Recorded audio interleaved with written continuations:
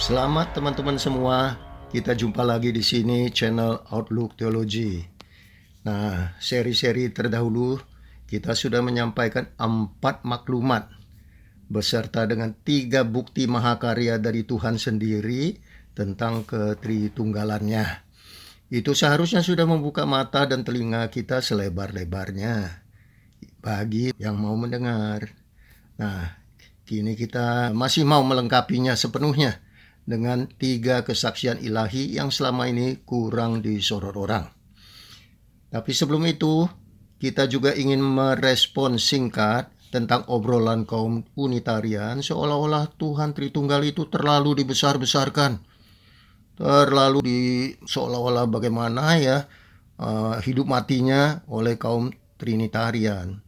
Padahal katanya orang-orang masuk Kristen itu kan tidak berurusan dengan Tuhan Tritunggal, melainkan ya percaya kepada Tuhan Yesus saja. Udah, selamat, selesai.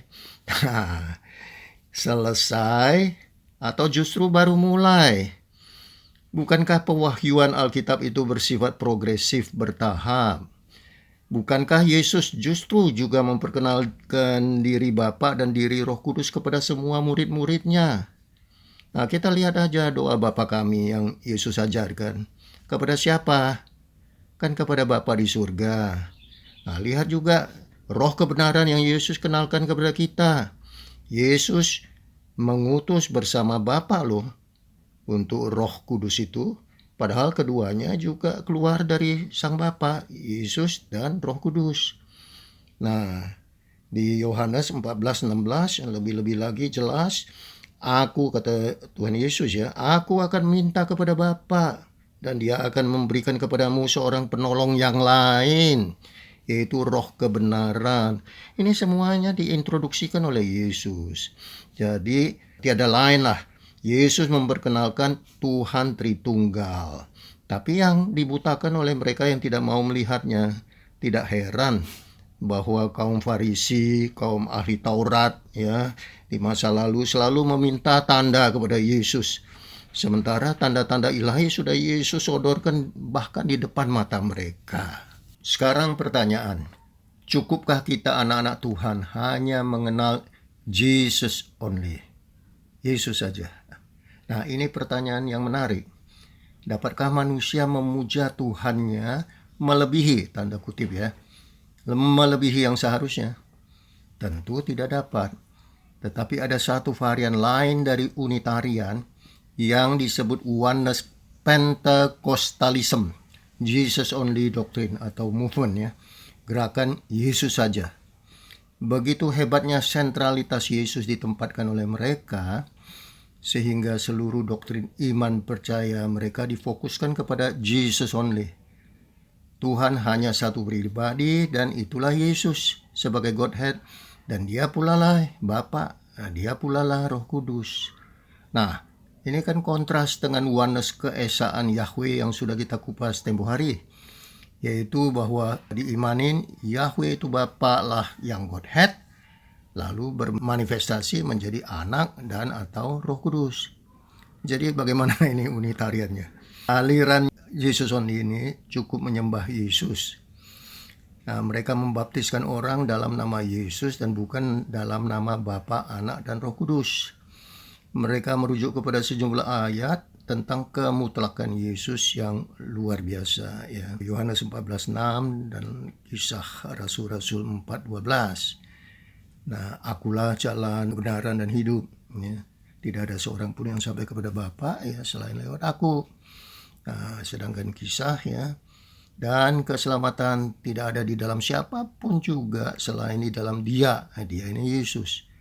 Sebab di bawah kolong langit ini tidak ada nama lain yang diberikan kepada manusia yang olehnya kita dapat diselamatkan. Jadi itu sangat-sangat mutlak. Nah, mutlak itu tentu tidak bermasalah, tetapi dari mana asalnya? Sepotong-sepotong ya. Nah, di sini kita perlihatkan slide. Jesus is the one name of the Father, the Son, and the Holy Spirit, yang ditulis di Matius 28:19 tatkala Yesus memerintahkan murid-muridnya untuk membaptiskan dalam satu nama. Nah, tapi nama itu kan ada Bapa, Anak, dan Roh Kudus. Nah, itu mereka maksudkan itu satu nama itu ya Yesus lah. Ya, cuma tidak disebut karena Bapa atau Anak atau Roh Kudus itu adalah ya satu-satunya ya dianya sendiri gitu loh. Nah, di sini Kisah Rasul-Rasul 2:38. Jawab Petrus, bertobatlah dan hendaklah kamu masing-masing memberi dirimu dibaptis dalam nama Yesus Kristus untuk pengampunan dosamu, maka kamu akan menerima karunia Roh Kudus. Nah, itulah varian unitarianisme yang mengambil ayat sepotong-potong ya demi untuk merumuskan doktrinnya. Nah, ini kita tampilkan satu slide yang bagus sekali ya. Nah, di sini mengingatkan kita supaya jangan ambil ayat itu sepotong-sepotong lalu memutlakkan. Satan has deceived many with the Bible only by showing it is written, Matius 4:6, and not showing it is also written, ayat 7. Nah, it is also written diingatkan oleh Yesus ya pada waktu dia dicoba di gurun ya habis puasa. Nah, Satan memakai ya satu ayat yang benar, tetapi di counter sama Tuhan supaya juga mengikut sertakan ayat yang lain untuk memperlihatkan kebenaran. Nah, sekarang kita sampai kepada satu ayat ya yang sangat populer, sangat dahsyat untuk memberikan kesaksian tentang ketritunggalan. 3 kesaksian yang menyatu. 1 Yohanes 5 ayat 7 dan 8. Sebab ada 3 yang memberi kesaksian di dalam sorga, Bapa, Firman, dan Roh Kudus, dan ketiganya adalah satu. Dan ada 3 yang memberi kesaksian di bumi, roh dan air dan darah, dan ketiganya adalah satu. Nah, saudara lihat kalau di Alkitab itu ada yang diberi tanda kurung. Nah, ayat itulah yang diisukan dan dikontroversialkan banyak orang sehingga diberi tanda kurung oleh LAI. Teks anak kalimat di dalam tanda kurung itu dikenal atau disebut koma Yohanium yang dianggap oleh sebagian teolog sebagai teks tambahan karena kesalahan penyalinan oleh penyalin-penyalin di abad-abad yang tua dulu itu berulang-ulang. Jadi mereka ini mendelete ya, menghapuskan ya koma Yohanium itu. Nah, tetapi sebagian lainnya, teolog lainnya tetap membacanya sebagai firman asli dan utuh, dan mereka mempunyai defense ya, argumen-argumen yang kokoh untuk itu juga. Nah, tapi kita ini di sini tidak masuk ke dalam isu kontroversial tersebut karena dengan atau tanpa koma Yohanium ini pun kebenaran Alkitab tentang keberadaan Tuhan Tritunggal tidak terusik. Ini ajaibnya, kita puji Tuhan kita yang Tritunggal ya. Kita sekarang melainkan fokus kepada adanya 3 sumber teramat penting yang memberi 3 kesaksian yang sama. Sama apanya? Sepaham, sama pahamnya ya. Roh dan air dan darah, dan ketiganya adalah satu paham ya. Nah, kesaksian tentang apa ini? Tentu kesaksian tentang Anak Elohim, namun yang sekaligus juga berkaitan dengan pribadinya yang Tritunggal. Dia tidak sendiri. Nah, mari kita kupas kesaksiannya satu persatu. Roh, air, darah. Nah, kali ini dengan sedikit pendalaman. Oke, ini kita lihat ya slide dalam bahasa Inggrisnya yang tanpa koma Yohanium ya. For there are 3 that testify, the Spirit, the water, and the blood, and the 3 are in agreement, sepakat ya. Saksi pertama itu roh ya, Yohanes 16:13. Kita lihat di sini Yesus berkata bahwa Roh Kudus atau Roh kebenaran adalah saksi untuk seluruh kebenaran termasuk ketritunggalannya ya. Kenapa? Karena Roh juga bersaksi tentang Bapa. Nah, Galatia 4:6. Roh juga bersaksi tentang Anak, Yohanes 5:37. Roh disaksikan oleh Yesus, balik ya, 1 Yohanes 5 ayat 6. Roh ada di mana-mana, saksi kebenaran, dia mengerti semua. Mazmur 139, 7-8, Yohanes 16, ya itulah. Roh bersama-sama Bapa menyaksikan pembaptisan anak.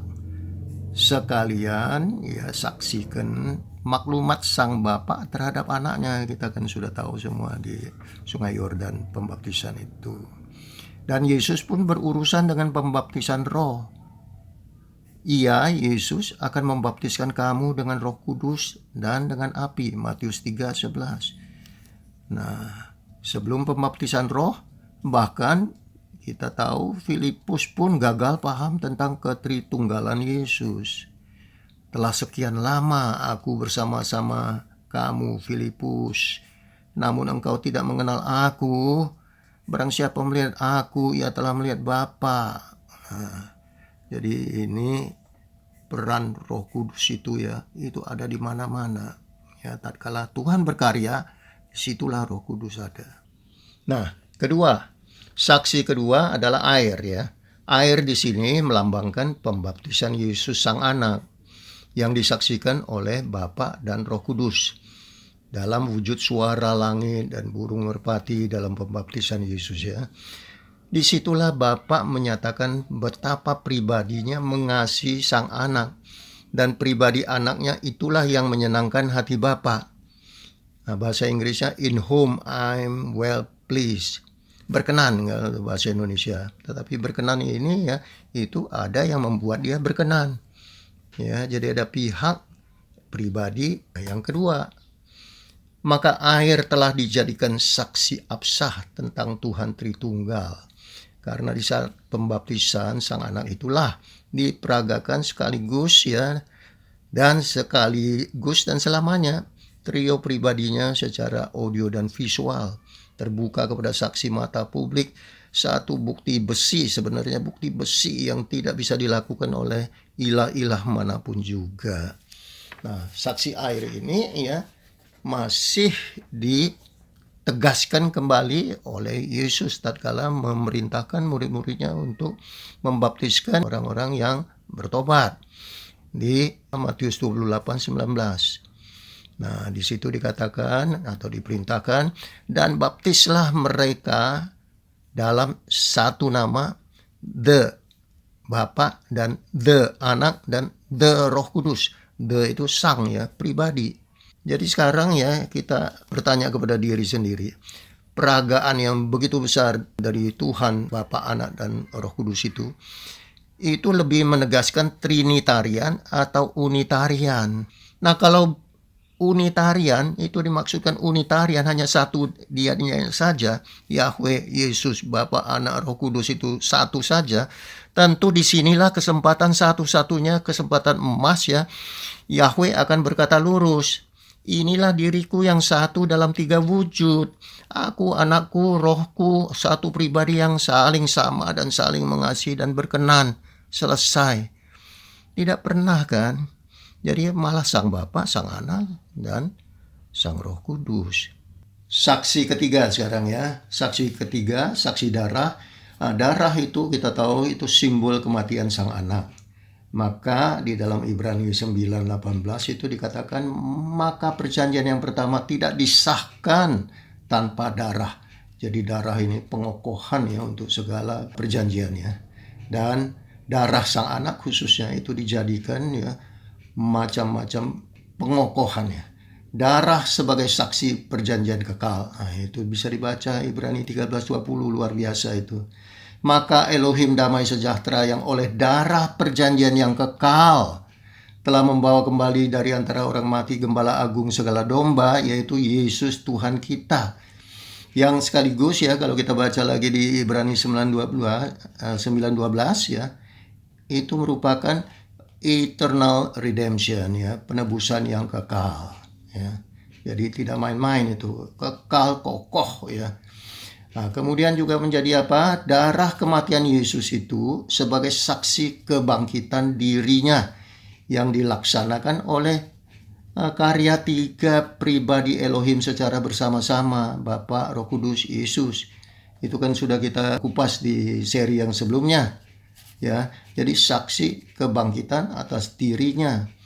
Karena darah itu memang merujuk kepada kematian, tetapi kematian itu ya merujuk kepada kebangkitan yang merupakan satu paket proses untuk kemenangan ya.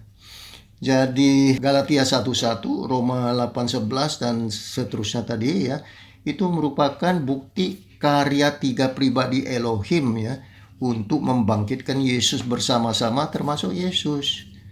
Nah, sesudah Yesus menyerahkan nyawanya ke dalam tangan Bapaknya, itu Lukas 23:46. Sebab kalau tidak diserahkan, itu menjadi kompleks itu pengertiannya. Nah, makanya tidak bisa ya kita langsung menafsirkan, oh dia sendiri itu yang dia sendiri tok, membangkitkan dirinya tok ya. Kalau sudah mati ya sebenarnya mati-mati benaran ya, tidak ada lagi yang bisa membangkitkan. Nah, ini hati-hati ya. Nah, kita teruskan lagi Wahyu 1 ayat 5 dan 6. Yesus Kristus saksi yang setia. Nah, ini menjadi saksinya.